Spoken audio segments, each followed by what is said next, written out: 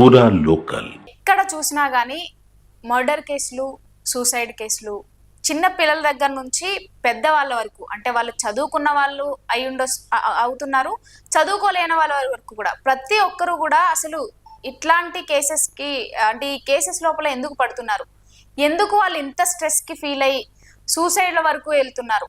So ఈ topic గురించి discuss చేసినట్లయితే, ఏదైతే ఈ యొక్క సూసైడ్ అటెంప్ట్స్ కానీ, ఈ మర్డర్ అటెంప్ట్స్ కానీ ఈ రోజుల్లో మన భారతదేశంలో కానీ, మన తెలంగాణలో కావచ్చు, చాలా అత్యధికంగా నమోదవడం జరుగుతాం.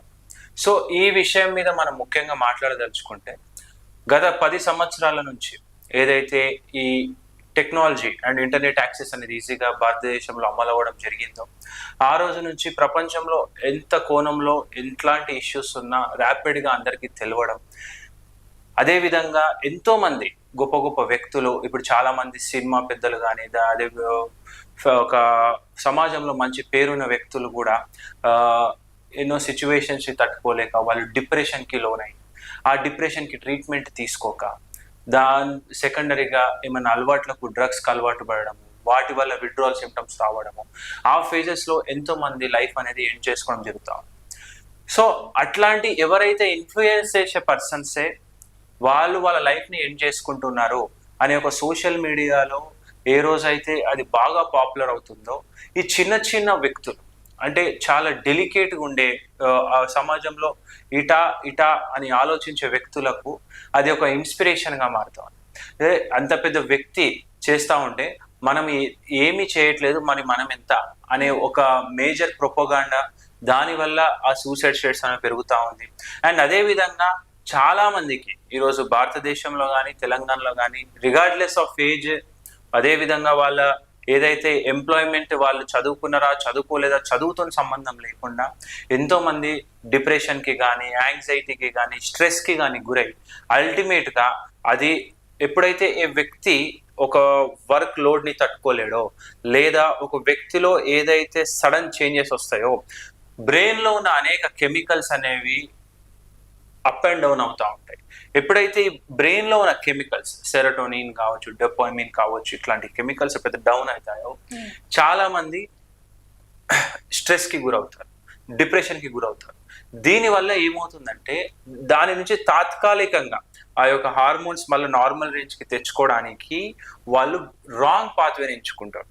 కొంతమంది ఆల్కహాల్, కొంతమంది డ్రగ్స్, కొంతమంది వాళ్ళ టాడీ అంటే కళ్ళు తాగడం, కొంతమంది ఊర్లో ఉండే వాళ్ళు ఆ సారా అనే వాటికి అలవాటు పడడం, కొంతమంది ఇంకా కొంత అఫోర్డబుల్ ఉన్న వాళ్ళు కొకైన్, హెరాయిన్ ఇట్లాంటి వాటికి అలవాటు పడి ఆ యొక్క టెంపరరీ ప్రెషర్, ఆ టెంపరరీ పెయిన్ ని ఈ యొక్క మత్తు పదార్థాలతోని బయటికి రావాలని అనుకుంటారు.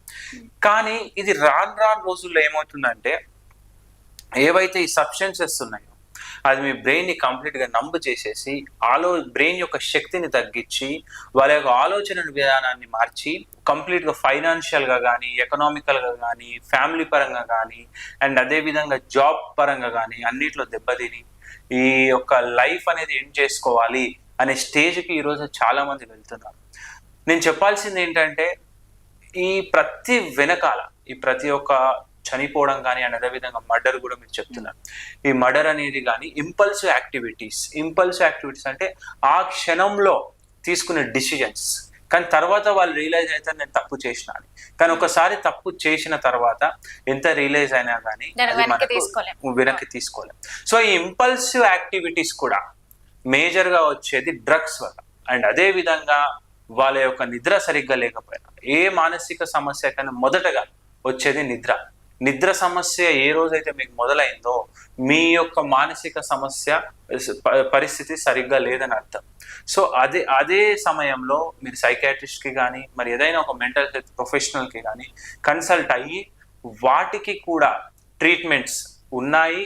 ఎంతోమంది మా హాస్పిటల్లో రకరకాలుగా రిగార్డ్లెస్ ఆఫ్ ఏజ్, చిన్న వయసు నుంచి మొదలు పెడితే స్కూల్కి వెళ్ళట్లేదని, దాని తర్వాత గ్యాంగ్ యాక్టివిటీస్ చేస్తున్నాడని, డ్రగ్స్ తీసుకుంటున్నాడని, 15 సంవత్సరాలు డ్రగ్స్ తీసుకుంటున్నాడని, betting app addiction, ease of income అనే దానికి అలవాటు పడి. అవును, ఇప్పుడు మీ హాస్పిటల్ అంతా కూడా మొత్తం దీనిపైన నడుస్తుంది, డిపార్ట్మెంట్ ఉండదు కాబట్టి అసలు ఎలాంటి కేసెస్ వస్తూ ఉంటాయి మీ హాస్పిటల్ కి?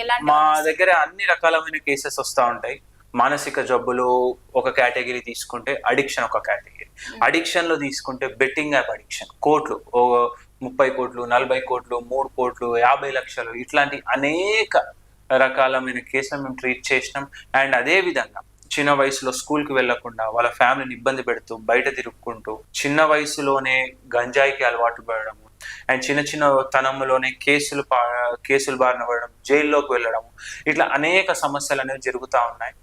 సో నేను చెప్పేది ఏంటంటే సమస్య చిన్నదే కావచ్చు, పదార్థం చిన్నదే కావచ్చు. మీరు అనుకుంటారు ఆల్కహాల్ అందరు తీసుకుంటున్నారు కదా, ఆ సమయాల్లో 15 ఏళ్ల క్రితం తీసుకునే ఆల్కహాల్ అడిక్షన్ వేరు, ఈ రోజుల్లో వచ్చే ఆల్కహాల్ అడిక్షన్ వేరు.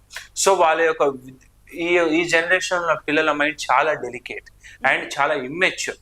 ఇట్లాంటి ఇమ్మెచ్యూర్ మైండ్స్ కి ఎప్పుడైతే ఈ అడిక్షన్ అనేది ఈజీగా అట్రాక్ట్ అవుతుందో, అడిక్షన్ తోని కేవలము అడిక్షన్ అనే కాకుండా దానివల్ల మానసిక జబ్బులు వస్తాయి. స్కిజోఫ్రేనియా అని, బైపోలార్ అని, సైకోసిస్ అని, ఇట్లా డిప్రెషన్ అని, యాంగ్జైటీ అని, రకరకాల జబ్బులు అనేవి వాటికి లోన్ అవుతారు. ఎప్పుడైతే లోన్ అవుతారో కంప్లీట్ గా వాళ్ళ యొక్క బిహేవియరల్ ఇష్యూస్ వాళ్ళ వల్ల వాళ్ళ ఫ్యామిలీ సఫర్ అవ్వడం.